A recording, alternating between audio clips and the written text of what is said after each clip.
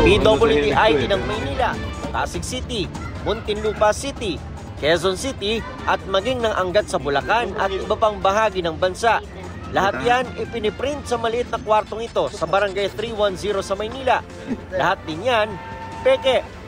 Napisto yan ng District Intelligence Division ng Manila Police matapos makatanggap ng mga reklamo mula sa mga negosyante. We made an operation kanina wherein nagpa-test by tayo ng dalawang tao, no? Dalawang tao magkaiba kung totoo ito. From then on, sinundan natin kung saan siya nagpapagawa at nakita nga natin dito sa nakatagong paggawaan ng PWD card. Kailangan pang pumasok dito sa parang tenement compound na ito. At kailangan pa umakyat ng hagdanan. Medyo mainit. At masikip. At kailangan pang pasukin itong pinto na ito.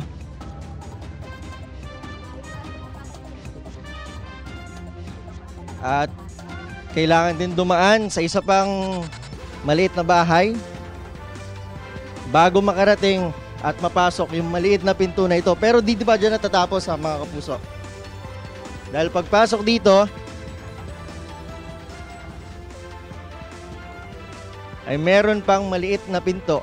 Kailangan pang pumasok sa maliit na pintuan na ito na kapag in-slide, sliding door yan Di mo na malalaman na may isa pang kwarto. At dito sa bandang kanan, sa maliit na espasyong ito, dito na ginagawa yung paggawa ng mga fake PWD ID. Ayon sa babaeng gumagawa nito, noong nakaraang taon lang daw siya nagsimulang mag-print ng peking PWD ID. 100 pesos ang singil niya pero pag dumaan na sa fixer, 200 pesos na ang bigay sa customer. Nanggagaling daw sa fixer o customer ang paggagayahan ng PWD ID. Pag may nagpagawa pong fixer, gagawin po namin. May binibigay po silang sample.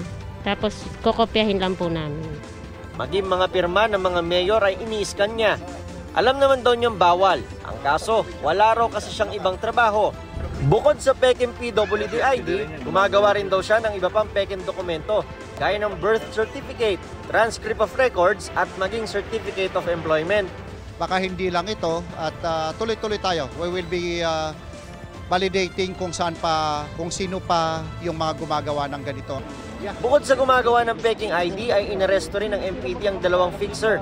Sasampahan sila ng reklamong falsification of public documents. Wala pang pahayag ang dalawang fixer na kasalukuyang isinasailalim sa medical proceedings.